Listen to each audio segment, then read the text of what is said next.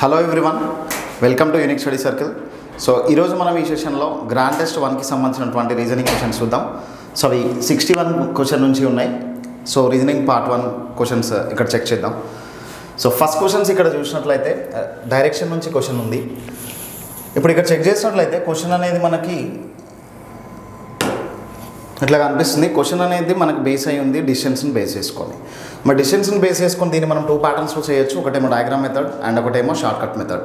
So diagram method అనేది నార్మల్గా as యూజువల్గా చేయొచ్చు అండ్ షార్ట్ మెథడ్ అనేది ఎట్లా చేయాలనేది నేను ఇక్కడ చెప్తాను చూడండి.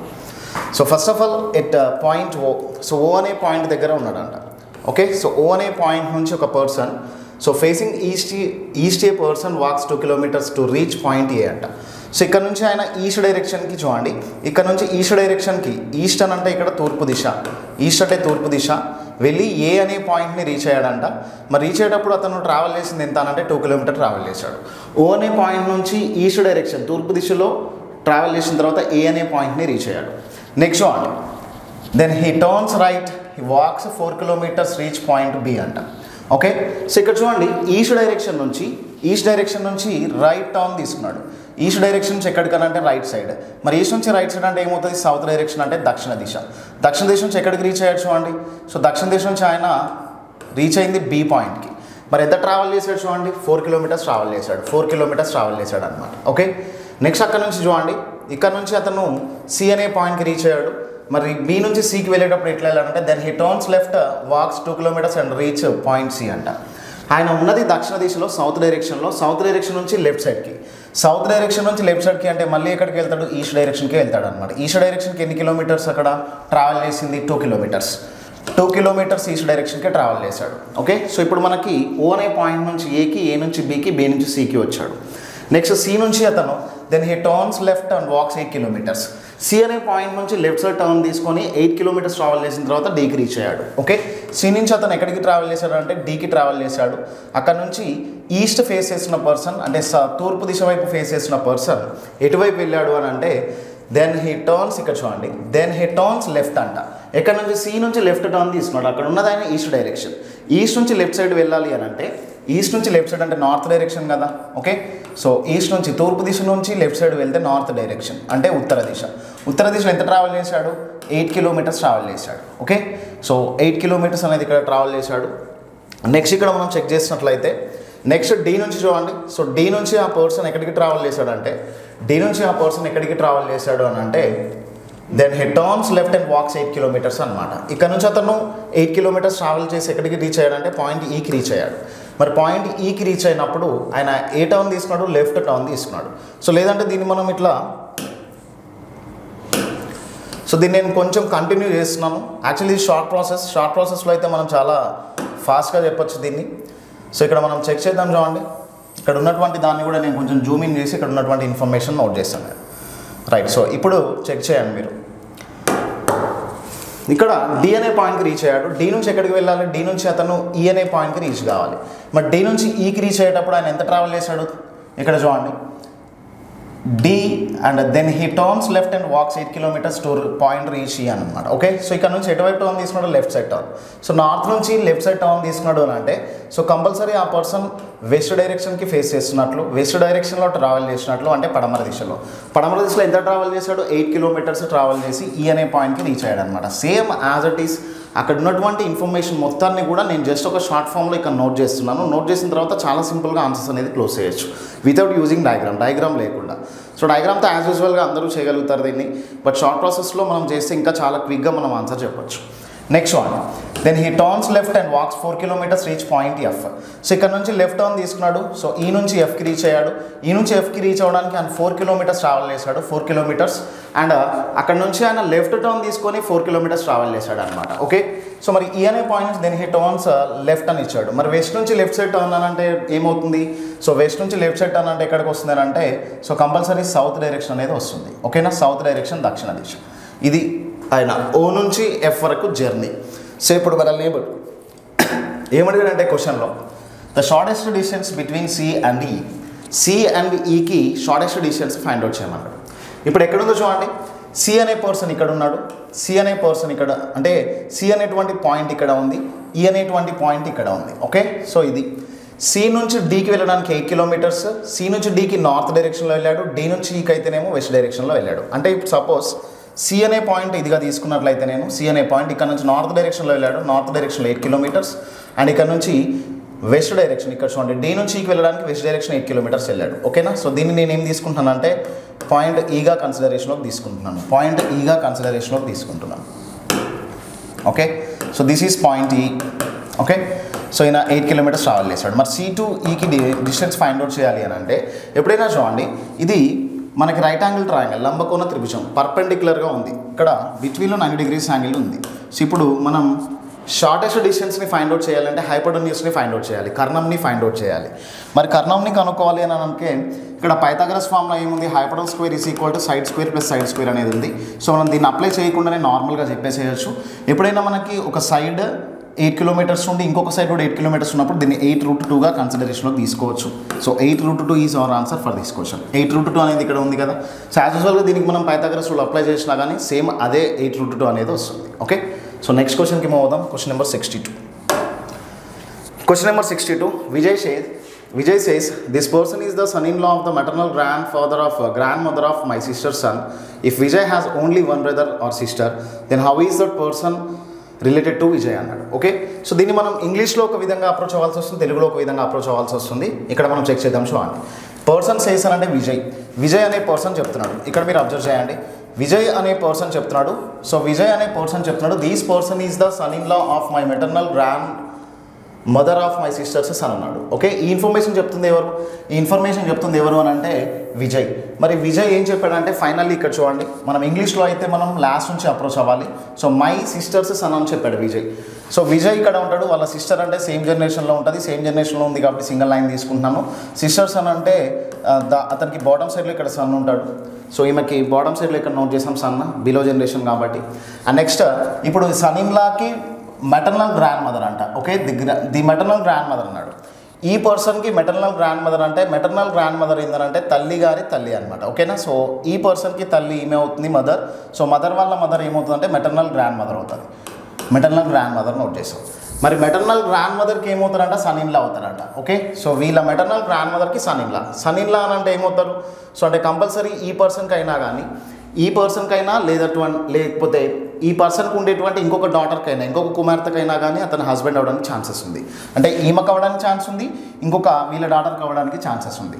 కానీ ఇక్కడ ఏమవుతుందంటే అబ్జర్వ్ చేయండి, Vijay has only one brother are sister అంట. విజయ్కి ఒక సోదరుడు లేదా ఒక సోదరి మాత్రమే ఉందంట. మరి కంపల్సరీగా ఏమవుతుంది, సో ఆ పర్సన్ ఎవరైతే ఉన్నాడో సన్ ఇన్ లా అనేటువంటి పర్సన్, ఆ సన్ ఇన్ లా అనేటువంటి పర్సన్ కంపల్సరీ ఇక్కడ ఉన్నటువంటి ఈ పర్సన్కి వాళ్ళ ఫాదర్ అవడానికి ఛాన్సెస్ ఉంది, ఈ పర్సన్కి సన్ ఇన్ లా, ఈ పర్సన్కి హస్బెండ్ అవడానికి ఛాన్సెస్ ఉంది. సో ఇప్పుడు మనకి ఏమవుతుందంటే ఇప్పుడు విజయ్ చెప్తున్నది ఎవరి గురించి అంటే ఈ సన్ ఇన్ లా ఈ పర్సన్కి అవుతున్నాడు కదా, ఈ పర్సన్ గురించే. ఈ పర్సన్ ఎవరు అంటే ఇతను. సో ఇప్పుడు విజయ్కి ఈ పర్సన్ ఏమవుతాడు అంటే చూడండి, వైఫ్, ఇతనికి వైఫ్ అవుతున్నాడు. అండ్ విజయ్కి ఇతనేమో బ్రదర్ ఇన్ లా అవుతాడు, అండ్ ఇతనికి విజయ్ అయినా కానీ బ్రదర్ ఇన్ లా అవుతాడు. అంటే ఇక్కడ మీరు అబ్జర్వ్ చేయండి, బ్రదర్ ఇన్ లా రిలేషన్స్ ఎక్కడ చెప్తామనంటే మనం సిస్టర్స్ వాళ్ళ హస్బెండ్ని మనం బ్రదర్ ఇన్ లాగా కన్సిడరేషన్లోకి తీసుకోవచ్చు. Okay, so brother in law ఎక్కడ ఉందో చూడండి, సెకండ్ ఆప్షన్లో ఉంది. సేమ్ మనం దీన్ని అయితే తెలుగులో ఏం చేస్తామంటే తెలుగులో అయితే స్టార్టింగ్ నుంచి అప్రోచ్ అవుతాం. సో ఇక్కడ చెప్తుంది విజయ్ ఏం చెప్పాడంటే ఇక్కడ చూడండి, నా సోదరి యొక్క అని చెప్పాడు. విజయ్ ఒక వ్యక్తిని చూపిస్తూ ఈ వ్యక్తి నా సోదరి యొక్క కుమారుడి తల్లి యొక్క అల్లుడు అని చెప్పాడు అనమాట. ఓకే, ఇక్కడ అబ్జర్వ్ చేయండి. సో ఇప్పుడు ఇక్కడ చూసినట్లయితే విజయ్ యొక్క ఇట్లా చెప్తున్నాడు అనమాట, విజయ్ యొక్క సోదరి కుమారుడు అని చెప్పిండు అనమాట. విజయ్ యొక్క సోదరి అంటే ఇక్కడ ఉంటుంది, ఆ సోదరి యొక్క కుమారుడు అంటే ఇక్కడ ఉంటాడు, బిలో జనరేషన్. ఓకే, తల్లిగారి తల్లి యొక్క అల్లుడు అన్నాడు. ఓకేనా, సో విజయ్ యొక్క సోదరి యొక్క కుమారుడి యొక్క తల్లి యొక్క తల్లి. ఓకేనా, సో అతని యొక్క అల్లుడు అని చెప్పాడు. మరి అల్లుడు అని అన్నారు కదా, సో మరి ఇతని తల్లి యొక్క తల్లిగారి అల్లుడు అని అంటే సో విజయ్ వాళ్ళ సిస్టర్స్ ఇద్దరు ఉన్నారనుకోండి, వేరే పర్సన్కి కూడా అతను హస్బెండ్ అవ్వడానికి ఛాన్సెస్ ఉంది. మరి కానీ ఇక్కడ ఏమని చెప్పాడంటే ఒకవేళ విజయ్కి కేవలం ఒక సోదరుడు లేదా ఒక సోదరి ఉన్నట్లయితే అని అన్నాడు అనమాట. అంటే సో ఖచ్చితంగా విజయ్కి సిబ్లింగ్ అనే పర్సన్ ఈ మొక్కతే అవుతుంది. సో మరి అతని యొక్క హస్బెండ్ అవ్వడానికే ఛాన్సెస్ ఉంది. ఓకే, అతను ఈమె యొక్క హస్బెండ్ అవడానికి ఛాన్సెస్ ఉంది.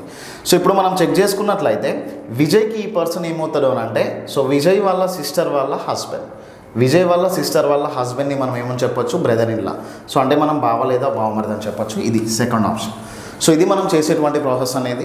ఇక్కడ చూడండి, ఈ ప్యాటర్న్ థర్డ్ పర్సన్ని ఇక్కడ ఇంట్రడ్యూస్ చేసేటువంటి ప్రాసెస్లో మనం 2 ప్యాటర్న్స్లో చేయాల్సి వస్తుంది. 2 ప్యాటర్న్స్లో కూడా సేమ్ డయాగ్రామ్స్ వచ్చాయి. సో ఇట్లా చేయగలగాలి. ఇంగ్లీష్లో అయితేనేమో రివర్స్ అప్రోచ్ అవ్వాలి, తెలుగులో అయితేనేమో మనకి సో టాప్ సైడ్ నుంచే ఇన్ఫర్మేషన్ అనేది ఉంటుంది. నెక్స్ట్ క్వశ్చన్ నెంబర్ 63 చూద్దాం. Okay, question number 63. So select the Venn diagram that best represents the relationship between following the classes అని ఇచ్చాడు. Books, text books, novels and note books అనేది ఉంది. Okay, so ఇప్పుడు చూడండి, ఈ సర్కిల్ని మనం బుక్స్గా కన్సిడరేషన్లోకి తీసుకోవచ్చు. ఈ సర్కిల్ని బుక్స్గా, ఇప్పుడు టెక్స్ట్ బుక్స్ అయినా కానీ నోట్ బుక్స్ అయినా కానీ రెండు కూడా బుక్సే కదా. టెక్స్ట్ బుక్స్ అయినా కానీ నోట్ బుక్స్ అయినా కానీ సేమ్ రెండు ఒకటే అవుతాయి. నావెల్స్ అని అంటే నావెల్స్ కూడా బుక్సే కదా. సో నావెల్స్ని ఇట్లా తీసుకుందాం. మరి ఈ ఆప్షన్ ఎక్కడ ఉంది, థర్డ్ ఆప్షన్లో కనిపిస్తుంది. ఓకే, నెక్స్ట్ క్వశ్చన్ నెంబర్ 64 చూద్దాం. మరి question number 64, A team is to be selected from 13 players P1, P2, P3, P4, P5, P6, P7 and P8, P9 అంటే up to P1 నుంచి up to P13 వరకు. There will be 7 players in the team. P2 cannot be selected with P1, P6 or P4, P7 అంట. Okay, ఇక్కడ చూడండి, P2 cannot be selected with P1, P6, P4, P7 అంటే P1, P6, P4 ఉంటే P2 ఉండకూడదంట. అది ఎక్కడైనా ఉంటే మనం option eliminate చేసేద్దాం. 7 మెంబర్సే ఉండాలి టోటల్గా. మరి 7 మెంబర్సే ఉండాలి. ఇక్కడ చూడండి, 1 2 3 4 5 6 7 మెంబర్స్, అందరు కూడా 7 మెంబర్సే ఉన్నారు. ఓకే, సో P2 ఉన్నప్పుడు P1, P6, P4 ఉండకూడదు. ఓకే, P2 ఉన్నప్పుడు ఎవరెవరు ఉండకూడదో చూద్దాం ఇక్కడ మనకి. ఓకే, P2 ఉన్నప్పుడు P1, P6 ఉండకూడదు, P4 ఉండకూడదు. P1, P6, P4, P1, P6, P4 ఇక్కడ ఉన్నారు చూడండి. ఇక్కడ మీరు అబ్జర్వ్ చేయండి, P1, P6, P4 ఉన్నప్పుడు P2 ఉండకూడదు. ఓకే, సో ఇది పర్ఫెక్ట్గానే ఉంది. ఓకే, P1, P6, P4 ఉన్నప్పుడు P2 ఉండకూడదు. Next P7 cannot be selected P2, P10, P11, P13. P2 and P2 ఉన్నప్పుడైతే వీళ్ళు ఉండకూడదు. అసలు ఎక్కడ P2 ఉండడో చెక్ చేద్దాం మనం first of all. So P2 అనేది సెకండ్ ఆప్షన్లో, థర్డ్ ఆప్షన్లో ఉంది. P2 ఉన్నప్పుడు P1 కానీ P6 కానీ P4 కానీ ఉండకూడదు. ఓకే, సో P1 కానీ P6 కానీ P4 కానీ లేరు. ఓకే, సో నెక్స్ట్ ఇక్కడ చూడండి, P2 ఉన్నారా దీంట్లో, లేరు. మరి P4, P6 and P6 and P1 ఉన్నారు. ఉన్నప్పుడు ఎవరు ఉండకూడదు, P2 ఉండకూడదు. ఓకే, సో ఇక్కడ మనం చెక్ చేసుకున్నట్లయితే ఈ ఎలిమినేషన్ ప్రాసెస్లో మనకి కాంబినేషన్స్ ఎక్కడైతే ఏముండకూడదని చెప్పాడో దాన్ని ఎలిమినేషన్ చేసుకుంటూ వెళ్ళడమే మన ప్రాసెస్ అనేది. ఓకే, సో ఇక్కడ చెక్ చేసినట్లయితే P1, P6, P4 ఉన్నారు. ఓకే, P1, P6, P4 అంటే P2 లేనప్పుడు. ఇక్కడ P6 లేరు అండ్ P4 లేరు, P1 లేరు. యాక్చువల్లీ ఇక్కడ మనకు అందరినీ చెక్ చేసుకున్నట్లయితే అందరి గురించి ఇన్ఫర్మేషన్ ఉంది, కానీ జస్ట్ మనకి మిస్ అవుతుంది P2, P10, P11, P13 వాళ్ళు ఉన్నప్పుడు. ఇక్కడ మీరు చెక్ చేసుకున్నట్లయితే P7 ఉండకూడదు. Okay, so P2, P10 P2, P10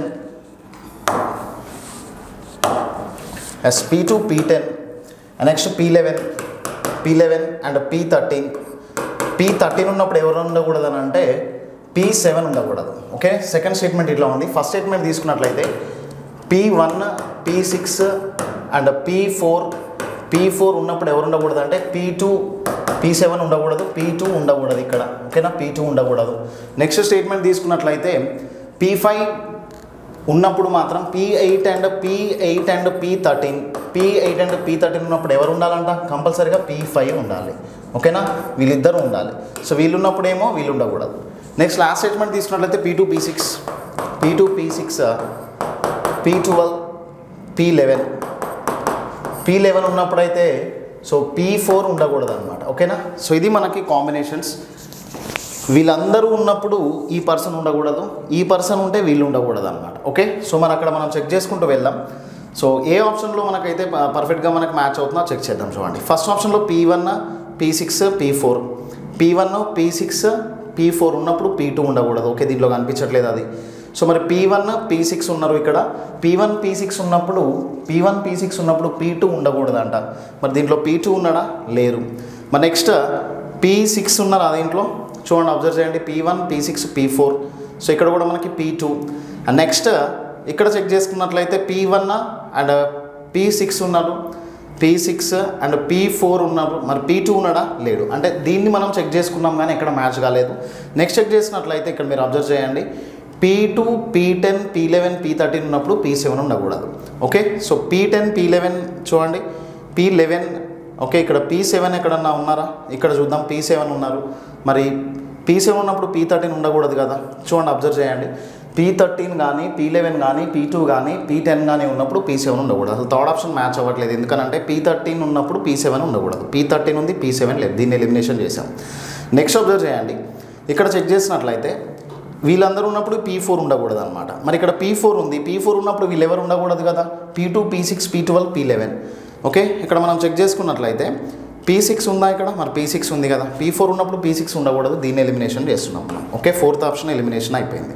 next ఇక్కడ చెక్ చేసుకున్నట్లయితే P8 అండ్ P13 ఉన్నప్పుడు, P8 అండ్ P13 ఉన్నప్పుడు కంపల్సరీగా ఎవరు ఉండాలి, P5 ఉండాలి. మరి P13 and P13 and P8 అనేది ఇక్కడ లేరు. అండ్ నెక్స్ట్ ఇక్కడ చూసుకున్నట్లయితే P1, P6, P4 ఉన్నప్పుడు P2 ఉండకూడదు, అది మ్యాచ్ అయింది. మరి P2, P6, P12, P11 check చేసుకున్నట్లయితే మనం ఎక్కడ చెక్ చేసినా కానీ ఈ 11, 12 అండ్ ఉన్నారు. మరి P4 ఉండొచ్చా, ఉండకూడదు. చూడండి 11, 12 ఇక్కడ ఉన్నారు, P4 ఉండకూడదు. ఈ ఆప్షన్ కూడా ఎలిమినేట్ చేసినాం. సో అంటే ఇక్కడ మనకి P1 మాత్రం అన్ని ఆప్షన్స్లో చెక్ చేసాం, అన్ని కాంబినేషన్స్లో చెక్ చేసాం, ఎక్కడ కూడా మిస్ మ్యాచ్ అవ్వట్లేదు. సో మరి P1 అనేది ఇక్కడ మనకి పర్ఫెక్ట్గా మ్యాచ్ అవుతుంది. అసలు ఫస్ట్ ఆప్షన్ అన్నింటిలో కూడా మనం చెక్ చేసింది ఇది. ఈ కాంబినేషన్స్లో ఈ వీళ్ళున్నప్పుడు వీళ్ళు ఉండకూడదు, వీళ్ళున్నప్పుడు ఈ పర్సన్ ఉండకూడదు, వీళ్ళున్నప్పుడు కంపల్సరీగా ఈ పర్సన్ ఉండాలి, అండ్ వీళ్ళున్నప్పుడు వీళ్ళు కంపల్సరీగా ఉన్నప్పుడు ఈ పర్సన్ P4 ఉండకూడదు. మరి ఇట్లా చెక్ చేసుకుంటే మనకి ఫస్ట్ ఆప్షన్ మ్యాచ్ అవుతుంది. ఓకే, సో ఇది చేసే ప్రాసెస్ అనేది. సో దాన్ని మనం అక్కడ అకార్డింగ్ టు ఆప్షన్స్ చెక్ చేయడమే కానీ ఇంకా వేరే సోర్స్ అనేది మీకు లేదు. లేదంటే మనం పజిల్ ఫ్రేమ్ చేయాలి, దానికి చాలా టైం అనేది తీసుకుంటుంది. నెక్స్ట్ చూద్దాం, next question number 64. Question number 64 complete అయిపోయింది కదా. క్వశ్చన్ నెంబర్ 65 చూద్దాం. క్వశ్చన్ నెంబర్ 65 చెక్ చేసుకున్నట్లయితే Thursday is 25 January 2018 on which day will be 25 June 2019 అనేది ఉంది. ఓకే, సో ఇక్కడ చూడండి 25 January 2018 ఉంది. దీన్ని డిఫరెంట్ ప్యాటర్న్స్లో చేయొచ్చు, లేదంటే మనం దీనికి డే ఫైండ్ అవుట్ చేద్దాం. అక్కడ ఏముందనంటే థర్స్డే ఉంది, థర్స్డే అంటే గురువారం అని. ఓకే, సో దీన్ని మనం డేట్ తీసుకుందాం, డేట్ ప్లస్ జనవరి కోడ్ అనేది ఏమవుతుంది, జనవరి కోడ్ అనేది 1 అవుతుంది. అండ్ ఇయర్ తీసుకున్నట్లయితే ఇక్కడ మనం 18 తీసుకుందాం. 18ని 4తో డివైడ్ చేస్తే ఏమవుతుంది, 18ని 4తో డివైడ్ చేస్తే మనకి 4 times కట్ అవుతుంది. సెంచరీ కోడ్ అనేది ఇక్కడ మనకి 6 అవుతుంది. బై 7 చేద్దాం దీన్ని. ఓకే, బై 7 చేద్దాం. సో మరి బై 7 చేసేటప్పుడు అన్నీ యాడ్ చేసుకొని బై 7 అయినా చేయొచ్చు, లేదంటే ఇండివిజువల్గా అయినా కానీ బై 7 చేయొచ్చు. సో మనం ఇక్కడ చెక్ చేసుకున్నట్లయితే సో ఇక్కడ మనకి 6, 4 అనేది ఉంది, 6, 18 అనేది ఉంది, 24. సరే ఓకే, 28. ఇక్కడ చూసుకుంటే 28 అనేది కట్ అయిపోయింది. చూడండి 6, 4 ఒక 10 అవుతుంది, 10 ఒక 18, 28, 7, 4 28 కట్ అయిపోయింది. ఇప్పటివరకు రిమైండర్ అయితే ఏం లేదు. నెక్స్ట్ 21 పోతే ఏమైంది, మనకి 21 పోతే ఇక్కడ మనకి ఎంత వస్తుంది అబ్జర్వ్ చేయండి. 21 పోతే ఇక్కడ దీంట్లోంచి 4 మిగులుతుంది. సో 21 పోతే 4 + 1 ఏమవుతుంది అని అంటే ఇక్కడ మనకి 25 అనేది 7 తోటి మనకి 7 3s are 21 పోతే 4 మిగులుతుంది. 4 రిమైండర్ వస్తుంది అన్నమాట. రిమైండర్సే తీసుకుంటున్నాం ఓన్లీ. 4 + 1 ఏమవుతుంది 5. So remainder 5. సో రిమైండర్ అనేది శేషం అనేది ఎంత వచ్చింది, 5 వచ్చింది. మరి ఇప్పుడు మన దగ్గర ఉన్నటువంటి డేస్లో 5 అనేది రిప్రజెంట్ చేసేది ఏమవుతుంది, గురువారం అవుతుంది. ఓకేనా, 5 రిప్రజెంట్ చేసేది ఏమవుతుందంటే గురువారం, థర్స్డే. ఓకే, సో కొన్ని కోడ్స్ బేస్ చేసుకొని చూడండి, కొన్ని కోడ్స్ బేస్ చేసుకుంటే 5 అనేది మనకి ఫ్రైడే కూడా రావచ్చు. సో అకార్డింగ్ టు కోడ్స్ అనమాట. నేను తీసుకున్నటువంటి పర్టికులర్ కోడ్స్ మనం క్లాస్ రూమ్లో డిస్కస్ చేసినటువంటి కోడ్స్ వైజ్గానే మనకి గురువారం ఇది. ఓకే, ఇది అండ్ వేరే వాళ్ళు కన్ఫ్యూజ్ అవ్వడానికి ఛాన్సెస్ ఉంది, అక్కడ వేరే ప్రాసెస్లు కూడా ఉన్నాయి, వేరే కోడ్స్ కూడా ఉంటాయి దానికి. ఓకే, నెక్స్ట్ 25 June 2019 ఉంది. అంటే గురువారాన్ని ఏం చేంజ్ చేయలేదు, ప్లస్లు కానీ మైనస్లు కానీ చేయలేదు, యాజ్ ఇట్ ఈస్ ఇది తీసుకున్నాను నేను. నెక్స్ట్ 25 June 2019 డేట్ ఏమవుతుంది 25. జూన్ కోడ్ ఏమవుతుంది చూడండి, 144025 కదా, 5 అనేది కోడ్ అవుతుంది. నెక్స్ట్ 19 ఇక్కడ మనం 4 ఎన్ని టైమ్స్ కట్ చేయొచ్చు, 4 times కట్ చేయొచ్చు. మరి సెంచరీ కోడ్ 6 వచ్చింది బై 7.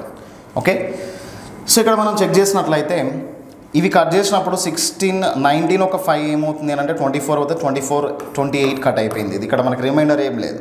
7 తోటి ఈ నెంబర్స్ని కట్ చేయొచ్చు. 19 ఒక 4 23 అవుతుంది, 23 5 28 కట్ అయిపోయింది, రిమైండర్ ఏం లేదు ప్రెసెంట్ అయితే. 7తో మనం 25 ఎన్ టైమ్స్ కట్ చేయొచ్చు, 7 3s కట్ చేస్తే 21 4 రిమైండింగ్ వస్తుంది. మరి ఇక్కడ మీరు అబ్జర్వ్ చేసినట్లయితే 6 ప్లస్ ఇక్కడ ఒక 6 ఇక్కడ ఉంది, ఇక్కడ ఒక 4 ఉంది, 10 ఉంది. 10 మనం కట్ చేసినప్పుడు 6ని ఈ 4ని 7తో కట్ చేస్తే 10 పోతే రిమైండర్ ఏం మిగులుతుంది మనకి? సో రిమైండర్ శేషం అనేది ఎంత మిగులుతుంది అంటే 3 మిగులుతుంది. ఓకేనా? సో రిమైండర్ శేషం అనేది 3 వచ్చింది. మరి 3ని రిప్రజెంట్ చేసేది సండే మండే ట్యూస్డే అనేది మన ఆన్సర్ అవుతుంది. ట్యూస్డే మంగళవారం మన ఆన్సర్. వేరే ప్యాటర్న్స్లో కూడా చేయొచ్చు, నెంబర్ ఆఫ్ ప్యాటర్న్స్ ఉన్నాయి దీనికి. సో మీకు ఏది ఫ్లెక్సిబుల్గా ఉంటే చేయొచ్చు. Tuesday 4th option is correct 65కి. ఓకే, ఆడ్ డేస్కి క్యాలిక్యులేట్ చేసి కూడా చేయొచ్చు దీన్ని. ఆడ్ డేస్ తోటి అయితే కొంచెం మీకు లెంత్ అవుతుంది అనేసి నార్మల్గా ఇట్లా చెప్పేసేసినాం మరి. Okay, so next 66th one చూద్దాం. Question number 66. What will be the measure of the acute angle formed between the hour hand and minute hand at 6:43 AM అంట. ఓకే, 6 hours 43 minutes అనేది ఉంది. 6 hours 43 minutes. ఆర్ హ్యాండ్ అనేది ఏ number మీద ఉంటుంది అని అంటే 6 మీద ఉంటుంది. 6 మీద ఆర్ హ్యాండ్ తీసుకుంటున్నాను. సో మినిట్ హ్యాండ్ ఏ నెంబర్ మీద ఉందో చెప్పాలి అంటే దీన్ని డివైడెడ్ బై 5 చేయాలి. దీన్ని డివైడెడ్ బై 5 చేస్తే ఏమవుతుంది? 43ని డివైడెడ్ బై 5 చేస్తే సో యాక్చువల్లీ మనకు వచ్చేటువంటి కోషంట్ ఏమవుతుందంటే 8.6 అవుతుంది. ఓకేనా? ఇది సో యాక్చువల్లీ దీన్ని డివైడెడ్ బై 5 చేయాలి మనం. డివైడెడ్ బై 5 చేస్తే కోషంట్ 8.6 అనేది వస్తుంది. మరి 8.6 అంటే డిఫరెన్స్ ఏమవుతుంది? సో 2.6 అవుతుంది. అది నెగిటివ్ వాల్యూ కదా, ఎందుకంటే 8.6 అనేది మనకి ఇక్కడ బిగ్గర్ వాల్యూ ఉంది. మరి నెగిటివ్లో ఉంది కాబట్టి ఇది మైనస్ని క్యారీ చేసాం ఇక్కడికి. ఓకే, సో నెక్స్ట్ స్టెప్ ఏమవుతుంది అని అంటే ఇంటూ 30 చేయాలి. ఇంటూ 30 చేస్తే ఏమవుతుంది చూడండి, 0కి పాయింట్కి కట్ అయిపోతే సో 23 are 60 and 18 78 అనేది అవుతుంది. 78. నెక్స్ట్ ఏం చేయాలంటే ఇది మొత్తం ఒక స్టెప్ అనమాట. Or hand same as this number తీసుకోవాలి, దీన్ని డివైడెడ్ బై 5 చేసి కోషంట్ భాగఫలాన్ని తీసుకోవాలి. ఈ డిఫరెన్స్ అనేది ఎంత వస్తుందో తీసుకోవాలి. డిఫరెన్స్ మైనస్ ఆ ప్లస్ ఇక్కడ నోట్ చేయాలి. నెక్స్ట్ ఇక్కడ ఆ డిఫరెన్స్కి ఇంటూ 30 చేస్తే 78 అనేది వచ్చింది. సేమ్ నెక్స్ట్ ఈ స్టెప్ తర్వాత మనం చేయాల్సింది హాఫ్ ఆఫ్ ద మినిట్స్. మరి దీన్ని హాఫ్ ఆఫ్ ద మినిట్స్ చేస్తే ఏమవుతుంది చూడండి. సో ఇక్కడ 21 and 21.5 అనేది వచ్చింది. 21.5 దీన్ని సబ్ట్రాక్ట్ చేద్దాం. 21.5 ఏం చేయాలంటే మనం సబ్ట్రాక్షన్ చేయాలి. సో మరి 10లోంచి 5 తీస్తే ఏమవుతుంది చూడండి. ఇక్కడ 10లోంచి 5 తీస్తే 5 అనేది అవుతుంది. నెక్స్ట్ ఇక్కడ 7 ఉంటుంది. 7లోంచి 1 తీస్తే 6 అవుతుంది. 56.5 అనేది అవుతుంది అనమాట. ఓకే, సో 56.5 ఎక్కడ చూడండి ఈ ఆప్షన్లో కనిపిస్తుంది మనకి. ఓకే, సో 56.5 అనేది మనకి థర్డ్ ఆప్షన్లో కనిపిస్తుంది. It is getting to the question number 67 ఇట్లా ఉంది. 67 క్వశ్చన్లో మనకి బాక్స్ డయాగ్రామ్ ఉంది కదా. ఈ బాక్స్ డయాగ్రామ్లో దీంట్లో 8 ట్రయాంగిల్స్ ఉంటాయి. 8 ట్రయాంగిల్స్ ఇవి. ఓకేనా? క్లియర్గా అబ్జర్వ్ చేయండి దీన్ని ఎట్లా సాల్వ్ చేస్తున్నాం అనేది. దీంట్లో 8 ట్రయాంగిల్స్ ఉంటాయి. 8 ట్రయాంగిల్స్, ఇక్కడ ఒక 3 ట్రయాంగిల్స్ ఉంటాయి, ఇక్కడ ఒక 3 ట్రయాంగిల్స్ ఉంటాయి. ఇది ఒక ట్రయాంగిల్ మొత్తం ఓవరాల్గా ఇది అండ్ ఇది ఒక ట్రయాంగిల్ అవుతుంది. సో దీంట్లో ఏబిసి అనేది ఒకటి ఉంది, ఏబిసి. అండ్ నెక్స్ట్ బీడీసీ అనే ట్రయాంగిల్ కూడా ఉంది, బీడీసీ. అంటే ఓవరాల్గా దీంట్లో ఎన్ని ట్రయాంగిల్స్ ఉన్నాయంటే చూడండి, దీంట్లో ఎన్ని ట్రయాంగిల్స్ ఉన్నాయంటే 8 ఒక 6 14, 14 ఒక 4, 14 ఒక 4 18 ట్రయాంగిల్స్ ఉన్నాయి. ఓకే, సో 18 ట్రయాంగిల్స్ అనేది ఇక్కడ మనం చూపించాం కదా. నేను యాజ్ ఇట్ ఈస్గా అది నోట్ చేస్తాను. ఓకే, 18 ట్రయాంగిల్స్ దాంట్లో ఉన్నాయి. ఓన్లీ లెఫ్ట్ సైడ్ వరకే, ఇంతవరకే నేను క్యాలిక్యులేట్ చేసింది అనమాట. ఓన్లీ నేను క్యాలిక్యులేట్ చేసింది ఈ లైన్ ఉంది చూడండి, ఇక్కడ అబ్జర్వ్ చేయండి. ఈ లైన్ వరకే నేను క్యాలిక్యులేట్ చేసింది. ఈ లైన్కి లెఫ్ట్ సైడ్లో ఉన్నటువంటి డయాగ్రామ్కి మిడిల్లో 8 6 3 3 6 and top side 1 bottom side 1 ABC ఒకటి బీసీడి ఒకటి. ఓకే, 18 ఉన్నాయి ఇవి. నెక్స్ట్ చూడండి ఒక 3 ట్రయాంగిల్స్, ఈ షేప్కి 3 ట్రయాంగిల్స్ వచ్చాయి. నెక్స్ట్ ఈ షేప్కి 3 ట్రయాంగిల్స్ వచ్చాయి, ఈ షేప్కి 3 ట్రయాంగిల్స్ అండ్ ఈ షేప్కి 3 ట్రయాంగిల్స్ వచ్చాయి. ఇది మొత్తం కూడా మనం క్లాస్ రూమ్లో డిస్కస్ చేసిందే. సో దాన్ని అందుకనే మనం షార్ట్ మెథడ్లో చెప్తున్నాం. సో ఇప్పుడు ఎన్ని ట్రయాంగిల్స్ వచ్చాయి అనేది ఓవరాల్గా కౌంట్ చేస్తే సో లెఫ్ట్ సైడ్ తీసుకున్నట్లయితే లెఫ్ట్ సైడ్ మనకి లెఫ్ట్ సైడ్ డయాగ్రామ్లో టోటల్ 14 వచ్చాయి. మరి రైట్ సైడ్ అయితేనేమో 3 3 3 9 వచ్చాయి కాబట్టి 14 ఒక 9 20 14 కాదు 18 ఇది. ఓకే, ఇక్కడ మీరు అబ్జర్వ్ చేయండి 18 అవుతున్నాయి ఇవి. ఎట్లా అంటే చూడండి 18 8 6 14 14 15 16 ఏబిసి 17 అండ్ బీసీడీ అనేది 18 అవుతుంది. 18 + 9 27. 27 అనేది ఎక్కడ ఉంది అని అంటే మనకి థర్డ్ ఆప్షన్లో కనిపిస్తుంది. Okay, so next question number 68 చూద్దాం. క్వశ్చన్ నెంబర్ 68 చూడండి, అబ్జర్వ్ చేయండి. దీన్ని మనము యాక్చువల్లీ ఇక్కడ క్వశ్చన్ తీసుకున్నట్లయితే there is a bigger cube of 12 centimeters to adjacent surface of are painted red another same as it is ఇక్కడ రెడ్ అనేది అడ్జసెన్స్ పెయింట్ చేశాడు, తెలుగులో కూడా అదే ఉంది. 2 adjacent surfaces are painted yellow. So 2 పక్కనే ఉన్నటువంటి ఉపరితలాలకు అయితే నేను ఎల్లో కలర్ పెయింట్ చేశాడంట. 1 surface is painted green and 1 surface is painted blue according to the given diagram. Okay, so ఈ గివెన్ డయాగ్రామ్లో మనకి ఏ కలర్స్ ఎక్కడ ఉన్నాయనేది క్లియర్గా ఇచ్చాడు. సో మనం చెక్ చేసుకున్నట్లయితే ఇప్పుడు మనకు ఫైండ్ అవుట్ చేయాల్సింది ఏంటంటే then how many smaller cubes are there which have only 2 surfaces painted and the two with red and blue colors అంట. ఓకే, సో యాక్చువల్లీ ఇక్కడ మనకి ఏం చేయాలంటే ఒక క్యూబ్ తీసుకున్నట్లయితే ఆ క్యూబ్లో దానికి ఏముండాలి అంటే ఓన్లీ ఇక్కడ రెడ్ కలర్ అండ్ ఇంకొక దగ్గర ఏమో బ్లూ కలర్ ఉండాలి, ఇంకా రిమైనింగ్ ఏ కలర్స్ ఉండకూడదు దీనికి. ఇట్లాంటివి ఎక్కడ ఉంటాయి అని అంటే ఓన్లీ 2 కలర్స్ ఉండేవి 2 సర్ఫేసెస్కి మాత్రమే ఉండేవి. అండ్ 4 సర్ఫేసెస్ అయితేనేమో ఏ కలర్ లేనివి ఎక్కడ ఉంటాయి అని అంటే ఎడ్జెస్కి మిడిల్లో ఉంటాయి. ఎడ్జెస్ అంటే ఇవి ఇక్కడ ఒకటి ఉంది చూడండి, ఈ లైన్ సో ఇక్కడ మిడిల్లో ఉంటాయి. మరి ఓవరాల్గా రెడ్ బ్లూ ఎడ్జెస్ ఎన్ని ఉన్నాయో చూడాలి మనం. రెడ్ బ్లూ ఎడ్జెస్ అనేవి ఎన్ని ఉన్నాయి? సో 1 ఇక్కడ రెడ్ బ్లూ కాంబినేషన్లో ఉంటాయి అండ్ ఇక్కడ కూడా రెడ్ బ్లూ కాంబినేషన్లో ఉంటాయి ఈ ఎడ్జ్ దగ్గర. ఓవరాల్గా మన దగ్గర 2 ఎడ్జెస్ ఉన్నాయి. మరి ఎడ్జెస్ మిడిల్లో ఉంటాయి అవి. ఎడ్జెస్ మిడిల్లోకి వెళ్ళాలంటే మనం ఏం చేయాలంటే n-2 చేయాలి. మరి 2 × n-2 చేస్తే ఏమవుతుంది? సో దీని n వాల్యూ అనేది ఇక్కడ మనం తీసుకున్నట్లయితే సో n వాల్యూ అనేది ఏమవుతుంది ఇక్కడ 12/2 centimeters. ఇక్కడ అబ్జర్వ్ చేయండి, బిగ్గర్ క్యూబ్ ఏమో 12 అండ్ విచ్ హ్యావ్ 2 సర్ఫేసెస్ ఇక్కడ మనం చెక్ చేసుకున్నట్లయితే స్మాలర్ క్యూబ్స్ 2 centimeters అంట. Okay, 12 centimeters by 2 centimeters. n value find out చేయాలంటే bigger side by smaller side చేయాలి కదా. మరి బిగ్గర్ సైడ్ 12 centimeters ఉంది, స్మాలర్ సైడ్ 2 centimeters ఉంది. సో ఇక్కడ మనం చెక్ చేసుకున్నట్లయితే 6 రావడానికి ఛాన్సెస్ ఉంది. అందుకనే నేను n వాల్యూ ప్లేస్లో ఏమవుతుంది 6 తీసుకుంటున్నాను. ఓకే, మరి 2 × 6 - 2 తీసుకున్నట్లయితే ఇక్కడ 2 × 4 ఏమవుతుంది 8 అనేది అవుతుంది. So 8 is our answer for this question. ఇది దీన్ని డయాగ్రామ్ ప్రాసెస్లో కూడా చేయొచ్చు. డయాగ్రామ్ ప్రాసెస్లో అయితే మనకి ఈజీగా ఇంకా క్లారిటీగా మీకు అర్థమవుతుంది. సో నెక్స్ట్ చూద్దాం. Next question number 69. Question number 69లో ఇట్లా ఉంది, 2 different positions of a single dice are given, then find the number which is opposite to 4. ఒకే పాచికకు సంబంధించిన 2 భిన్న పటములు కలవు, దాని ప్రకారం 4 ఎదురుగా ఉండేటువంటి అంకెలు అని అన్నాడు. ఓకే, ఇక్కడ మీరు అబ్జర్వ్ చేయండి 3, 4, 5 ఉంది. 3, 4, 5 అనేవి అడ్జసెన్స్లో ఉన్నాయి. 3, 4, 5 అడ్జసెన్స్లో ఉన్నాయి అండ్ వాడు ఆపోజిట్లో ఇవి ఫైండ్ అవుట్ చేయాలి. ఫైండ్ అవుట్ చేసినప్పుడు 6 to 1 ఆపోజిట్స్లో ఉన్నాయి. 6 to 1 అనేది ఆపోజిట్స్లో ఉన్నాయి.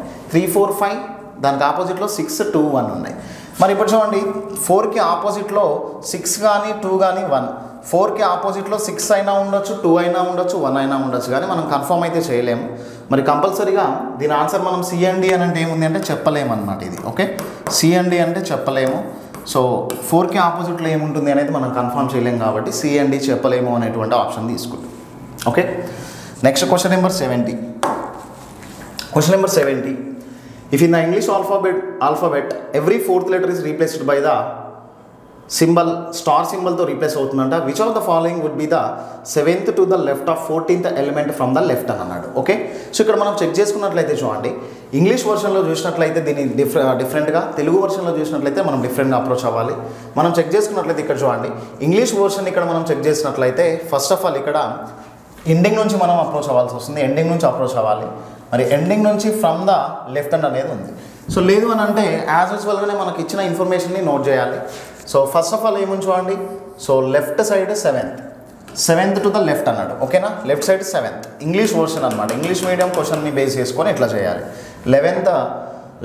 7th లెఫ్ట్ అన్నాడు అండ్ 14th లెఫ్ట్ అన్నాడు అక్కడ కూడా. ఓకేనా, సో ఇది సో ఇంగ్లీష్లో చేసేటప్పుడు ఎప్పుడైనా కానీ మనం బాటమ్ సైడ్ నుంచి సబ్ట్రాక్షన్ చేయాలి. 14 - 7 ఏమవుతుంది 7 అవుతుంది.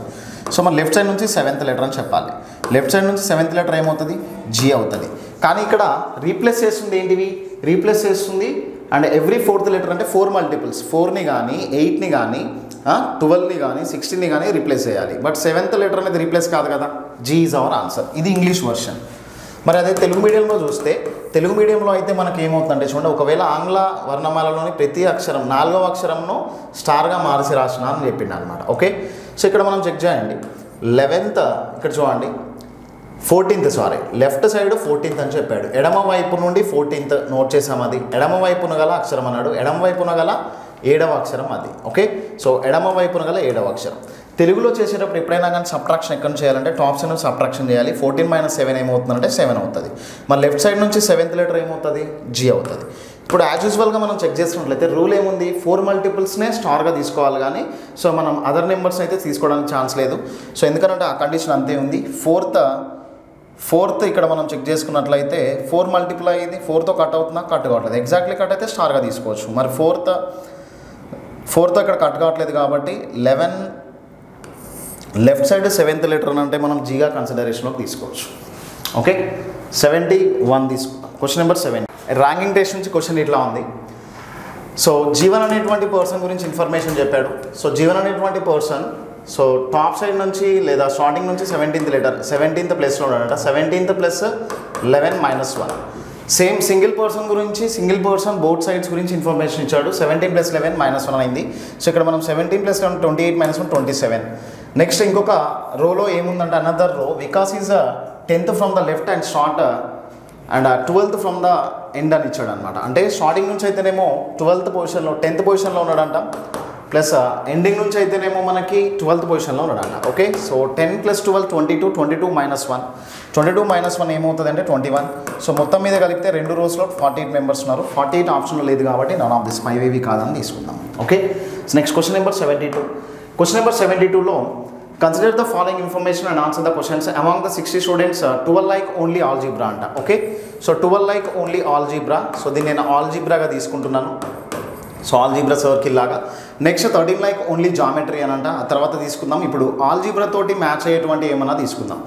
5 like both algebra and trigonometry అని ఉంచుకోండి. 5 like both algebra and trigonometry అంటే ఆల్జీబ్రాతో పాటు ట్రిగ్నోమెట్రీ చదివేటువంటి పర్సన్స్ ఎంతమంది ఉన్నారు అని అంటే ట్రిగ్నోమెట్రీ 5 మెంబర్స్ ఉన్నారంట. ఓకే, నెక్స్ట్ అండి 5 like both physics and geometry అని ఉంది. ఓకే, ఇప్పుడైతే ప్రజెంట్ అది లేదు. Next remaining persons remaining like both algebra and physics అంట. Okay, so algebra and physics, algebra remaining the like both algebra and physics అని ఉన్నాడు. So if suppose నేను దీన్ని ఫిజిక్స్గా కన్సిడరేషన్లోకి తీసుకున్నట్లయితే ఇక్కడ మీరు అబ్జర్వ్ చేయండి. ఈ సర్కిల్ని ఫిజిక్స్గా తీసుకున్నట్లయితే రిమైనింగ్ పర్సన్స్ ఇక్కడ ఉండడానికి ఛాన్సెస్ ఉంది. మొత్తం 60 మెంబర్స్ అయిపోయిన తర్వాత 60 మెంబర్స్లో అండ్ మిగతా ప్లేసెస్లో రీజియన్స్లో అడ్జస్ట్ అయిన తర్వాత మిగిలిన వాళ్ళు అక్కడ ఈ ప్లేస్లో రావడానికి ఛాన్సెస్ ఉంది. మరి ఇప్పుడు ఫిజిక్స్కి ఓన్లీ ఫిజిక్స్ ఏమున్నారు చూడండి. Only physics 8 like only physics అంట. Okay, 8 like only physics. Next అండి physics and geometry like 5 like physics and geometry అని అంట. Okay, so 5 like both physics and geometry. Okay, so geometry ఇక్కడ మనం చెక్ చేసుకున్నట్లయితే so 5 like physics and geometry అని ఉంది. Next only 13 like only geometry అంట. 13 like only geometry. Okay, so 10 like only trigonometry. ఇక్కడ చూడండి 10 లైక్ ఓన్లీ ట్రిగ్నామెట్రీ అని ఉంది. Okay, so 10 like only trigonometry. మన దగ్గర ఉన్నదైతే టోటల్ 60 మెంబర్స్ ఉన్నారు. టోటల్ 60 మెంబర్స్లో అసలు ప్రెజెంట్ ఎంతమంది ఉన్నారో చెక్ చేద్దాం. 12 + 8 ఏమవుతుంది 20, 20 ఒక 10, 30, 30 ఒక 40, 30, 40, 40 ఒక 53. సో రిమైనింగ్ మెంబర్స్ ఇక్కడ మనం చెక్ చేసుకున్నట్లయితే ఇక్కడ చూడండి రిమైనింగ్ మెంబర్స్ ఇక్కడ చెక్ చేసినట్లయితే ఫిజిక్స్ని ఇష్టపడుతూ జామెట్రీని ఇష్టపడని వాళ్ళు అని అంట. ఓకే, సో ఇక్కడ మనం చెక్ చేసినట్లయితే ఇది 20, 30, 40, 53. ఇక్కడ రిమైనింగ్ మెంబర్స్ 7 మెంబర్స్ అవడానికి ఛాన్సెస్ ఉంది. నెక్స్ట్ ఇప్పుడు మనకి ఏముందంటే question how many students like physics but not like geometry అన్నాడు. ఓకే, ఫిజిక్స్ని ఇష్టపడుతూ జామెట్రీని ఇష్టపడని వాళ్ళు ఎంత అని అన్నాడు. ఓకే, ఇక్కడ చూడండి 7, 8 అనేది ఏమవుతుంది 7, 8, 15 అనేది అవుతుంది. 15 ఎక్కడ ఉంది అని అంటే మనకి థర్డ్ ఆప్షన్లో కనిపిస్తుంది. Third option is our answer. Okay, so next let us get into the question number 73. 73 check చేద్దాం. So 8 friends A, B, C, D, E, F, G and H are sitting around a square table. 4 of them are sitting a 4 corners and a table and facing the center. Okay, ఇక్కడ మీరు observe చేయండి. ఇట్లా మనకు ఒక square table ఉంది. ఈ square టేబుల్లో కొంతమంది ఏమో సెంటర్ ఫేస్ చేస్తున్నారంట, కొంతమంది ఏమో సెంటర్ అవుట్ సైడ్ ఫేస్ చేస్తున్నారంట. మరి 4 are sitting at the middle of the each of the 4 sides and facing opposite the centre అని ఇచ్చాడు అనమాట. ఓకే, ఇక్కడ సైడ్స్కి మిడిల్లో ఉన్న వాళ్ళేమో ఆపోజిట్స్లో ఫేసింగ్ చేస్తున్నారంట. సైడ్స్కి మిడిల్లో కూర్చున్నటువంటి పర్సన్స్ ఆపోజిట్కి ఫేస్ చేస్తున్నారంట. నెక్స్ట్ మనం చెక్ చేసుకున్నట్లయితే 4 of them are sitting 4 corners of the table are facing the centre అని ఇచ్చాడు. ఓకే, సో కార్నర్స్లో కూర్చున్న వాళ్ళేమో వాళ్ళ సెంటర్కి ఫేస్ చేస్తున్నారని ఇచ్చాడు. కార్నర్కి ఫేస్ చేస్తున్న వాళ్ళేమో సెంటర్కి ఫేస్ చేస్తున్నారంట. ఆ సైడ్స్కి మిడిల్లో కూర్చున్నటువంటి పర్సన్స్ ఏమో ఆ సెంటర్కి అవుట్ సైడ్ ఫేస్ చేస్తున్నారని చెప్పాడు. ఇది ఇన్ఫర్మేషన్. ఇప్పుడు మనం చెక్ చేసినట్లయితే ఈ is facing the centre and is E is facing the center and is not a immediate neighbor of G అని ఇచ్చాడు. Next A is facing center, is sitting at the third position from the right side of G అని ఇచ్చాడు. Okay, ఇక్కడ మనం check చేసినట్లయితే A is facing the centre అని ఇచ్చాడు. ఈ పర్సన్ ఉన్నటువంటి ఆ పాయింట్ని కన్సిడరేషన్లోకి తీసుకున్నట్లయితే, ఇక్కడ చూడండి, నేను ఈ పాయింట్ని కన్సిడరేషన్లోకి తీసుకున్నట్లయితే నాకు 2 పర్సన్స్ ప్లేసెస్ అనేది కన్ఫర్మ్ అవ్వడానికి ఛాన్సెస్ ఉంది. మరి ఏ ఈజ్ ఫేసింగ్ సెంటర్ అని అంటే కార్నర్స్లో ఉండే వాళ్ళు కదా సెంటర్కి ఫేస్ చేస్తుంది, ఇది తీసుకున్నాను. మరి and A is facing centre and is sitting to the third position from the right of G అని అంట. జీకి రైట్ సైడ్లో థర్డ్ పొజిషన్ అంట. G ఇక్కడ ఉంటే జీకి first right, second right, third right match అవుతుంది కదా ఈ డయాగ్రామ్ అనేది. Okay, next D is sitting to the immediate neighbour of B అని అంట. So B is facing the centre while C is not an immediate neighbour of A. C అంటే ఇక్కడ చూడండి, C అనేటువంటి పర్సన్ ఈ ప్లేస్లో కానీ, C అనే పర్సన్ ఈ ప్లేస్లో కానీ ఉండడంట. ఎందుకనంటే C అనే పర్సన్ ఇమీడియట్ నైబర్ కాదంట. C అనే పర్సన్ ఇమీడియట్ నైబర్ కాదంట. మరి B మాత్రం సెంటర్కి ఫేస్ చేయాలి. Okay, next there are only one person sitting between G and H. G and H అని అంటే ఓకే, హెచ్కి ఈ ప్లేస్ కానీ ఈ ప్లేస్ కానీ రావడానికి ఛాన్సెస్ ఉంది. ఓకే, మరి షార్టింగ్లోకి వెళ్తే ఇంకొక ఏదైనా క్లూ అనేది మనకు దొరుకుతుందంటే is facing the centre is not immediate neighbour of G అంట. ఓకే, సో ఈ అనే పర్సన్ ఇక్కడ ఉండడు, ఈ అనే పర్సన్ ఇక్కడ ఉండడు. మరి ఈ అనే పర్సన్ సెంటర్కి ఫేస్ చేయాలి. మరి ఈ ప్లేస్ కాదు, ఈ ప్లేస్ కాదు అంటే కంపల్సరీ ఈకి ప్లేస్ ఏమవుతుంది, ఈ ప్లేస్ ఇది అవుతుంది. ఓకే, సో ఈ ప్లేస్ ఇది అవుతుంది అండ్ ఏ ప్లేస్ ఇది అవుతుంది. నెక్స్ట్ చూడండి, E is facing the center is not an immediate neighbor of G అని ఇచ్చాడు. A is facing the center, అది కంప్లీట్ చేసాం already. D is sitting to the immediate right of B అని ఇచ్చాడు. B is facing the center while C is not immediate neighbor of B అంట. ఇక్కడ మీరు observe చేయండి, B అనే person ఎక్కడ ఉండాలంటే సెంటర్కి ఫేస్ చేయాలి. B అనేటువంటి పర్సన్ సెంటర్కి ఫేస్ చేయాలని అంట. While C is not immediate neighbor of A, there is only one person between J and H అని అన్నాడు. ఓకే, సో ఇప్పుడు మనం చెక్ చేసినట్లయితే Bని మనం సెంటర్ ఫేస్ చేస్తూ తీసుకోవాలి అండ్ Bని సెంటర్ ఫేస్ చేస్తూ తీసుకోవాలి and C is not immediate neighbour of A. C is not immediate neighbour of A అని అన్నాడు. ఓకే, C అనే పర్సన్ ఇక్కడ ఉండడు, ఇక్కడ ఉండడు. ఓకే, C అనే పర్సన్ ఇక్కడ కానీ ఉండడానికి ఛాన్సెస్ అనేది లేదు and there is only one person sitting between G and H అన్నాడు. ఇప్పుడు మనం చెక్ చేసుకున్నట్లయితే G మరియు Hలకు మధ్యలో ఉండేటువంటి పర్సన్ని మనం ఇక్కడ కన్ఫర్మ్ చేయాలి. ఎట్లా కన్ఫర్మ్ చేస్తామంటే ఇక్కడ ఉన్నటువంటి కండిషన్స్లో so first E is facing the centre అని ఇచ్చాడు. ఈ ప్లేస్ని కన్ఫర్మ్ చేసాం అండ్ ఈ ఏలు కన్ఫర్మ్ అయిపోయారు, Gని కన్ఫర్మ్ చేసాం. D sitting to the immediate right of B అని ఇచ్చాడు. సో మరి Bకి ఇమీడియట్ రైట్ సైడ్లో E ఉండాలంట. Bకి ఇమీడియట్ రైట్ సైడ్లో ఎవరు ఉండాలి, D ఉండాలి. మరి మనకి 2 ప్లేసెస్ అనేవి పక్కనే ఉండాలి. మరి 2 ప్లేసెస్ పక్కనే ఎక్కడ ఉన్నాయో చెక్ చేద్దాం. మరి 2 పర్సన్స్ ప్లేసెస్ మనకు పక్కనే ఉండాలి and next D is sitting to the immediate right of B. B is facing the centre అని ఇచ్చాడు అనమాట. ఓకే, మరి B అనే పర్సన్ని ఇఫ్ సపోజ్ మనం ఇక్కడ తీసుకుంటే, B అనే పర్సన్ ఇక్కడ తీసుకుంటే సెంటర్ ఫేస్ చేస్తాడు B. Okay, B is facing the centre. Okay, so and ప్రీవియస్లో చూసుకున్నట్లయితే Bకి రైట్ సైడ్లో ఎవరు ఉండాలి, D ఉండాలి. Bకి రైట్ సైడ్లో D ఉన్నట్లే కదా, B సెంటర్ ఫేస్ చేయాలి, Bకి రైట్ సైడ్లో D ఉండాలి. అండ్ నెక్స్ట్ చూడండి, C ఈ ప్లేస్లో ఉండకూడదు, ఈ ప్లేస్లో ఉండకూడదు అని అంటే C ఈ ప్లేస్లో ఉండాలి. మరి Gకి Hకి మధ్యలో ఎవరు ఉండాలి అంట, సేమ్ అక్కడ GHకి బిట్వీన్లో 1 పర్సనే ఉండాలి. మరి GHకి బిట్వీన్లో 1 పర్సనే ఉండాలి. సో పర్ఫెక్ట్గా మ్యాచ్ అయింది. Who among the following sits to the immediate right of F అన్నాడు. సో F అనే పర్సన్ ఎక్కడ ఉన్నాను, ఇంకా రిమైనింగ్ పర్సన్స్లో అందరు ఫిల్ అయ్యారు కానీ F అనే పర్సన్ ఇక్కడ రావాలి. మరి F అనే పర్సన్ ఇట్లా వెస్ట్ సైడ్ ఫేస్ చేస్తున్నాడు అంటే Fకి రైట్ సైడ్లో ఉండేటువంటి పర్సన్ ఎవరు, Fకి రైట్ సైడ్లో ఉండేటువంటి పర్సన్ ఈ ఎక్కడ ఉన్నారు చూడండి, ఆప్షన్ అనేది మనకు 4th ఆప్షన్లో కనిపిస్తున్నాడు. ఓకే, సో ఇది 73 క్వశ్చన్కి. నెక్స్ట్ క్వశ్చన్ నెంబర్ 74 చెక్ చేద్దాం. క్వశ్చన్ నెంబర్ 74 అంటే ఇది water image. Same as it is దీనికి మనం వాటర్ ఇమేజ్ తీసుకున్నట్లయితే బాటమ్ టాప్కి రావాలి, టాప్ అనేది బాటమ్కి చేంజ్ అవ్వాలి. There is no change in left and right sides అనమాట. యాక్చువల్లీ ఈ సింబల్స్ అన్నీ కూడా లెఫ్ట్ సైడ్లో ఉన్నాయి కదా, రైట్ సైడ్లో అసలు రాదు, రైట్ సైడ్లో రాదు, కంపల్సరీ లెఫ్ట్ సైడ్లోనే ఉండాలి. మరి వాటర్ ఇమేజ్ అంటేనే టాప్ బాటమ్కి, బాటమ్ టాప్ సైడ్కి రావాలంటే సర్కిల్ బాటమ్ సైడ్లో ఉండాలి. సర్కిల్ బాటమ్ సైడ్లో ఉందా, ఇక్కడ లేదు, ఇక్కడ ఉంది. మరి ట్రయాంగిల్ అనేది వర్టెక్స్ చూడండి, వర్టెక్స్ అనేది బాటమ్ సైడ్ ఉంది, టాప్ సైడ్లో ఉండాలి ట్రయాంగిల్. ఇది రాంగ్ అవుతుంది. C is our answer. Okay, C is our answer for 74th question. Question number 75 చూద్దాం. 75లో రాము మరియు రవి అనే ఇద్దరు వ్యక్తులు ప్రతి నెల 5వ తేదీన మార్కెట్లో కలుసుకుంటారు. రాము మార్కెట్కి ప్రతి 4 రోజులకు ఒకసారి వెళ్ళును మరియు రవి మార్కెట్కి ప్రతి 5 రోజులకు ఒకసారి వెళ్ళును అని ఇచ్చాడు. ఆ నెలలో మళ్ళీ వారు ఏ తేదీలో కలుసుకుంటారు అనేది ఉంది. ఓకే, సో ఈ క్వశ్చన్ చెక్ చేసినట్లయితే ప్రతి నెల 5th కలుస్తారు అనమాట. వీళ్ళు ప్రతి నెల 5th డేట్కి కలుస్తారు. ఓకే, సో 5th డేట్కి కలిసేటువంటి రవి అండ్ రాము సో ఇప్పుడు పర్టికులర్గా మనం చెక్ చేసుకున్నట్లయితే ఇక్కడ చెక్ చేసినట్లయితే వాళ్ళు మార్కెట్కి వచ్చే డేస్ ఎలా ఉన్నాయో చెక్ చేద్దాం మనం. ఇప్పుడు రాము మార్కెట్కి ప్రతి 4 రోజులకు వస్తాడంట. ఓకే, సో రాము అనేటువంటి పర్సన్ ఉన్నాడు, ఈయన ప్రతి 4 రోజులకు ఒకసారి వస్తాడంట. నెక్స్ట్ రవి అయితే మార్కెట్కి ఎన్ని రోజులకు ఒకసారి వస్తాడు? ప్రతి 5 రోజులకు ఒకసారి వస్తాడంట. అంటే 5+4 ఏమవుతుంది? మళ్ళీ ఈయన 9th రోజు వస్తాడు. మళ్ళీ 9+4 ఏమవుతుంది? 13th రోజు వస్తాడు. 13+4 ఏమవుతుంది? 17th రోజు వస్తాడు. 17+4 అంటే ఏమవుతుంది? 21st రోజు వస్తాడు. 21+4 అంటే 25th రోజు వస్తాడు. 25+4 అంటే ఏమవుతాడు? 25+4 అంటే 29th రోజు వస్తాడు అనమాట. ఇది మార్కెట్కి వచ్చేటువంటి డేస్. నెక్స్ట్ చూడండి, 5+5 10th రోజు వస్తాడు రవి. 10+5 15th రోజు వస్తాడు. 15+5 20. 20+5 25. 25th రోజు వస్తాడు. మరి 25th రోజు ఇక్కడ మీట్ అవ్వడానికి ఛాన్సెస్ ఉంది కదా వీళ్ళిద్దరు కూడా. సో 25th అనేది మన ఆన్సర్, 25th డే అనమాట. ఓకే, 4th ఆప్షన్లో ఉంది. నెక్స్ట్ క్వశ్చన్ నెంబర్ 76 చూద్దాం.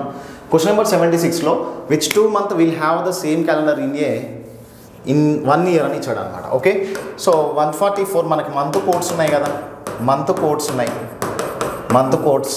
144, 025, 036 అండ్ 146 అనేది ఉంది. ఓకే, సో ఇక్కడ మీరు చెక్ చేయండి, మనకి ఏప్రిల్ జూలై అనేది ఉంది. సో జనవరి ఫిబ్రవరి మార్చ్ ఏప్రిల్ 0 ఉంది, మే జూన్ జూలై ఈ 2 కోడ్స్ చూడండి. ఇది ఏప్రిల్ జూలై కోడ్స్ ఈక్వల్ ఉన్నాయి కదా. సో ఈక్వల్ ఉన్నాయి కాబట్టి ఏప్రిల్ అండ్ జూలై అనేది మన ఆన్సర్ అవుతుంది. మరి అక్టోబర్ డిసెంబర్ చూడండి. సో డిసెంబర్కి అయితేనేమో 6 ఉంది, అక్టోబర్కి అయితేనేమో మనకి 1 ఉంది. ఇది రాంగ్ అవుతుంది, సెకండ్ ఆప్షన్. ఏప్రిల్ నవంబర్, ఏప్రిల్కి 0 ఉంది, నవంబర్కి 4 ఉంది, అది రాంగ్ అవుతుంది. జూన్ అంటే 5 ఉంది, అక్టోబర్ అనేది ఇక్కడ మనకి తీసుకున్నట్లయితే 1 ఉంది. ఓకే, 76కి ఆన్సర్ ఏమవుతుందంటే 1. అట్లా మంత్ కోడ్స్ ఎక్కడైతే మ్యాచ్ అవుతాయో ఆ మంత్ క్యాలెండర్స్ అనేవి ఈక్వల్గా ఉంటాయి. నెక్స్ట్ చూద్దాం, question number 77 choose the odd one. భిన్నంగా ఉన్నదాన్ని కనుగొను అన్నాడు. ఓకేనా, ఇక్కడ చూడండి, ఈ షేప్ అనేది ఇట్లా టాప్ సైడ్ అనేది ఇక్కడ మనకి అక్కడ వర్టెక్స్ దగ్గర మనకి ఏం కనిపిస్తుంది అని అంటే, సో కంపల్సరీగా ఆ డాట్ అనేది కనిపిస్తుంది. ఆ డాట్ అనేది నెక్స్ట్ డయాగ్రామ్లో ఎక్కడ ఉంది అని అంటే నార్త్ డైరెక్షన్లో ఉండాల్సింది కాస్త నార్త్ ఈస్ట్ డైరెక్షన్కి వచ్చింది అనమాట. ఉత్తరానికి ఉండాల్సింది ఈశాన్యానికి వచ్చింది. ఓకే, సో ఇట్లా ఉంది దీని చేంజెస్ అనేది. దానికి అవుట్ సైడ్లో అయితేనేమో 4 సైడ్స్ ఉన్నవి కాస్త ఒక సైడ్ తగ్గి మనకి డయాగ్రామ్ అవుట్ సైడ్లో ఉంది. నెక్స్ట్ ఇక్కడ చెక్ చేసుకున్నట్లయితే అంటే ఈ డయాగ్రామ్ ఏమైంది, ఈ డయాగ్రామ్ అనేది క్లాక్ వైజ్ డైరెక్షన్లో 45 degrees మూవ్ అవుతుంది. అవుట్ సైడ్ డయాగ్రామ్ అనేది ఇన్సైడ్లోకి వస్తున్నప్పుడు. అండ్ నెక్స్ట్ బి చెక్ చేసుకున్నట్లయితే బీలో కూడా మనకి సేమ్ యాజ్ ఇట్ ఈస్ ఉంది. సిలో చెక్ చేసినట్లయితే సిలో కూడా 45 degrees కనిపిస్తుంది. అండ్ అవుట్ సైడ్లో మనకి 3 sides అనేవి ఉన్నాయి. అండ్ ఇన్సైడ్లో ఉండే డయాగ్రామ్కి 1 side డిక్రీస్ అవుతుంది. నెక్స్ట్ ఇక్కడ కూడా ఏమవుతుందంటే క్లాక్ వైజ్ ఉంది, ఇక్కడైతేనేమో ఇది యాంటీ క్లాక్ వైజ్లో ఉంది కాబట్టి మన ఆన్సర్ ఏమవుతుందంటే డయాగ్రామ్ ఈ అవుతుంది. డయాగ్రామ్ ఈ అనేది మన ఆన్సర్ అవుతుంది అంటే ఎక్కడ చూడండి ఫస్ట్ ఆప్షన్లో ఉంది. ఓకే, సో క్వశ్చన్ నెంబర్ 77 అయిపోయింది. Next question number 78. One evening, Pratik and Pranil were talking to each other, so face to face on a terrace. If Pratik's shadow was exactly on the body of Pranil, in which direction was Pranil facing అని ఇచ్చాడు. Okay, ఇప్పుడు చూడండి, ఒక ఈవినింగ్లో sun ఇట్లా ఉన్నప్పుడు ఒక person 2 persons అనమాట. Okay, ఒక 2 persons ఇట్లా ఉన్నారు, వాళ్ళిద్దరు ఫేసింగ్ ఇట్లా ఉంది. ఓకే, ఇప్పుడు ఈ సన్ ఇక్కడ ఉన్నప్పుడు ఇక్కడ ఈ పర్సన్ మీద ఆ సన్ రేస్ అయితే పడుతున్నప్పుడు కంపల్సరీగా ఈయన షాడో అనేది ఈ పర్సన్ మీద పడతాడు. మరి ఈయనేమో ఇప్పుడు ఈస్ట్కి ఫేస్ చేస్తుంటే ఈయన వెస్ట్కి ఫేస్ చేస్తున్నట్లే కదా. మరి ఈ పర్సన్ ఇక్కడ మనం చెక్ చేసుకున్నట్లయితే ఇప్పుడు ఎవరి షాడో ఎవరి మీద పడుతుంది? ప్రతీక్ యొక్క నీడ ప్రణీల్ మీద పడుతుందంట. ఇది ప్రతీక్ యొక్క బాడీ అని అనుకుందాం. ఈయన షాడో అనేది ఈయన మీద పడుతుంది. మరి ఈయన ఎవరు? ప్రణీల్. మరి ప్రణీల్ ఏ డైరెక్షన్కి ఫేస్ చేసినట్లు చూడండి, సన్ డైరెక్షన్ అనేది ఇట్లా ఉంది, ఈవినింగ్ అనేది వెస్ట్ డైరెక్షన్లో ఉంటుంది. ఇక్కడ మీరు అబ్జర్వ్ చేసినట్లయితే వెస్ట్ డైరెక్షన్ ఇది, వెస్ట్, నార్త్, ఈస్ట్ అండ్ మనకి ఇది సౌత్ డైరెక్షన్. ఓకే, సో ఇక్కడ నుంచి ఈయన ఈస్ట్కి ఫేస్ చేస్తున్నాడు, ఇక్కడ నుంచి అయితే ఈయన వెస్ట్కి ఫేస్ చేస్తున్నాడు. మరి ఈయన షాడో ఈయన మీద పడుతుంది. సో మరి ఇక్కడ ప్రణీల్ ఏ డైరెక్షన్ ఫేస్ చేస్తున్నట్టే వెస్ట్ డైరెక్షన్కి ఫేస్ చేస్తున్నట్లు, పడమర దిశకు. పడమర అనేది ఎక్కడ ఉంది చూడండి, 4th ఆప్షన్లో ఉంది. ఇది question number 78. Next question number 79 check చేద్దాం. 79, A into B means A is the mother of B అని ఉంది. ఓకే, సో ఇక్కడ చూడండి, వీడియో మనం సాల్వ్ చేసేటప్పుడు కొంచెం ఈజీగా అప్రోచ్ అవ్వచ్చు. యాక్చువల్లీ ఇది ఏమవుతుందంటే ఇది పర్సంటేజ్ Q పర్సంటేజ్ N అది. సో మరి దీన్ని మనం ఇప్పుడు కొంచెం ఎన్లార్జ్ చేద్దాం క్వశ్చన్ని, త్రూ ఆప్షన్స్ సాల్వ్ చేద్దాం. దీన్ని త్రూ ఆప్షన్స్ మనం ఈజీగా సాల్వ్ చేయొచ్చు. అది ఎట్లా అనేది చెక్ చేద్దాం. చూడండి, ఇప్పుడు ఏమవుతుందంటే ఇక్కడ P ఇంటూ @N అనేది ఉంది. ఇక్కడ ఆబ్లిక్ తీసుకుంటే బ్రదర్ ఉంది. ఓకే, ఆబ్లిక్ తీసుకుంటే బ్రదర్ అనేది ఉంది. @, తీసుకున్నట్లయితే చూడండి, @, తీసుకున్నట్లయితే సిస్టర్ ఉంది. సిస్టర్ అనేది ఉంది. నెక్స్ట్ ఇంటూ తీసుకున్నట్లయితే ఏముంది చూడండి, మదర్ అనేది ఉంది. Okay, mother. అసలు దీంట్లో బ్రదర్ వాళ్ళ సిస్టర్ ఏమవుతుంది? మీ బ్రదర్ వాళ్ళ సిస్టర్ కంపల్సరీగా మీకు సిస్టర్ అవుతుంది. సిస్టర్ వాళ్ళ మదర్ మెటర్నల్ అంకుల్ అవడానికి ఛాన్సెస్ లేదు. ఇక్కడ ఏమవ్వాలి అని అంటే క్వశ్చన్లో which of the following means the maternal uncle అని ఉంది. మేనమామను సూచించే సరైన ప్రత్యామ్నాయం ఏమన్నారంటే ఫస్ట్ అయితే కాదు. మరి నేనేం చెప్పాను, దీనికి ఆల్రెడీ ఇక్కడ పర్సంటేజ్ ఉంది, మనకి స్పెల్లింగ్ మిస్టేక్ అయింది అది. సరే, ఇక్కడ దీన్ని చెక్ చేద్దాం చూడండి. పర్సంటేజ్ అనేది ఉంది, పర్సంటేజ్ అనేది ఫాదర్. నెక్స్ట్ ఆబ్లిక్ మీన్స్ ఏమవుతుంది? బ్రదర్. ఫాదర్ వల్ల బ్రదర్ అవుతాడా? ఫాదర్ వల్ల బ్రదర్ కాడు మెటర్నల్ అంకుల్ అంటే, మదర్ వల్ల బ్రదర్ అవుతాడు. ఇది wrong. Next at the grade తీసుకుందాం. ఎట్ ద గ్రేడ్ అంటే ఏమవుతుంది? సిస్టర్. Okay, sister. ఇంటూ అంటే ఏమో చూడండి, ఇంటూ అని అంటే మనకి మదర్, ఇంటూ అంటే మదర్, సిస్టర్ వాళ్ళ మదర్. ఇక్కడ పర్సంటేజ్ అంటే ఏముంది? ఫాదర్. ఓకేనా, ఇక్కడ మీరు అబ్జర్వ్ చేయండి. మీ సిస్టర్ వాళ్ళ మదర్ వాళ్ళ ఫాదర్, మీ సిస్టర్ వాళ్ళ మదర్ మీకు మదర్ అవుతుంది, మీ మదర్ వాళ్ళ ఫాదర్ ఏమవుతారు అని అంటే గ్రాండ్ ఫాదర్ అవుతారు, కానీ మెటర్నల్ అంకుల్ కాదు. సెకండ్ ఆప్షన్ కూడా ఎలిమినేషన్ చేసినాం. మరి కంపల్సరీ ఫోర్త్ ఆప్షనే అవుతుంది. మరి ఎందుకు కరెక్ట్ అవుతుందో చూద్దాం. ఎట్ ద గ్రేట్ అని అంటే ఏమవుతుంది? సిస్టర్. ఓకే, నెక్స్ట్ ఇంటూ అంటే ఏముంది చూడండి, ఇంటూ అని అంటే మనకి మదర్, ఇంటూ అంటే మదర్. ఓకే, నెక్స్ట్ ఆబ్లిక్ అంటే ఏముంది చూడండి, బ్రదర్. ఆబ్లిక్ అంటే ఏముంది? బ్రదర్. సో మరి ఇక్కడ మనం చెక్ చేసుకున్నట్లయితే మీ సిస్టర్ క్యూ మీరే అయితే మీ సిస్టర్ ఎన్ అవుతుంది. మీ సిస్టర్ వాళ్ళ మదర్ మీకు కూడా సిస్టరే. మీ సిస్టర్ వాళ్ళ మదర్ మీకు మదర్ అవుతుంది. మీ మదర్ వాళ్ళ బ్రదర్ ఏమవుతారా అంటే మెటర్నల్ అంకుల్ అవుతాడు, మేనమామ అవడానికి ఛాన్సెస్ ఉంది. ఓకేనా, ఇది చేసే ప్రాసెస్. ఇది క్వశ్చన్ నెంబర్ 19కి. నెక్స్ట్ క్వశ్చన్ నెంబర్ 20 చెక్ చేద్దాం. Question number 20, read the following extract the answer the following questions అని ఉంది. 6 students Anil, Binu, Chirag, Devi, Ivan, Farah are sitting in a class. Anil and Binu are in a red house whereas all other related to the green house అని అన్నారు. ఓకేనా, ఇక్కడ మీరు observe చేయండి. Anil, బీను are in red house అని అంట. ఇక్కడ క్వశ్చన్లో ఏముందంటే which tall student not wearing glasses in the green house. Okay, కళ్ళజోడు ధరించడు గ్రీన్ హౌస్లో ఉంటాడు. గ్రీన్ హౌస్లో ఉండాలన్నమాట. మళ్ళీ వీళ్ళు గ్రీన్ హౌస్లో ఉండాలి అనేది క్వశ్చన్. ఏ పొడవుగా ఉన్న విద్యార్థి కళ్ళజోడు ధరించకుండా గ్రీన్ హౌస్లో ఉంటాడు అనేది క్వశ్చన్ మనకి. ఇప్పుడు అనిల్ అండ్ బీను అనేవాళ్ళు చూడండి, అనిల్ అండ్ బీను అనేవాళ్ళు ఎక్కడ ఉంటున్నారు? రెడ్ హౌస్లో ఉంటున్నారు. మరి బీను ఆన్సర్ అవుతుంది? అసలు కాదు, ఎందుకంటే ఈమె రెడ్ హౌస్లో ఉంటుంది. నెక్స్ట్ అబ్జర్వ్ చేయండి, where as all other related to the green house. ఓకేనా, మిగతా వాళ్ళందరూ కూడా అను బీను కాకుండా మిగతా వాళ్ళందరూ గ్రీన్ హౌస్లో ఉంటారు. మరి గ్రీన్ హౌస్లో ఉండే వాళ్ళందరూ ఎవరు? గ్రీన్ హౌస్లో ఉండే వాళ్ళు చిరాగ్, దేవి, ఇవాన్, ఫరా.